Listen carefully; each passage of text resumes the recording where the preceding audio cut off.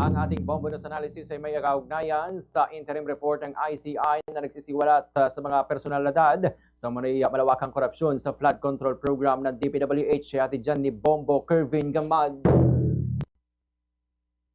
Inilabas na ng Independent Commission for Infrastructure ang kanilang interim report na nagsisiwalat ng umano'y malawakang korupsyon sa flood control program ng Department of Public Works and Highways o DPWH.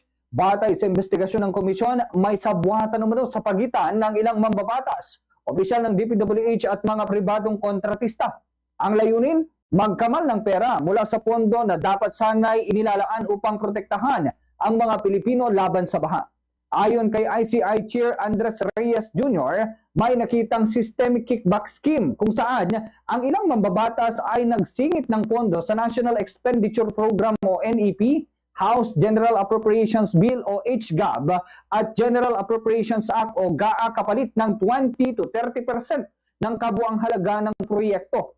Isinagawa umano ito sa tulong ng ilang DPWH engineers at contractors na tumulong sa pagmaniobra ng project awards. Mas nakakabahala pa, ayon sa mga ebidensya, ay ang paggawa ng mga proyektong substandard.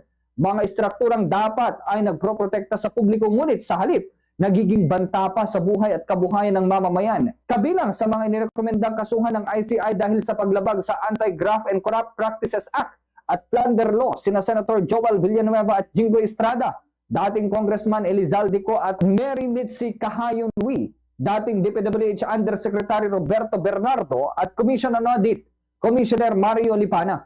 Kung mapapatunayan ang mga aligasyong ito, malinaw na hindi lamang pera ng bayan ang linakaw, kundi pati ang tiwala ng taong bayan sa mga institusyong dapat ay tagapangalaga ng katapatan sa serbisyo publiko. Ngunit higit sa lahat, dapat tiyakin ng Office of the Ombudsman na walang sinumang ang sagrado sa investigasyong ito.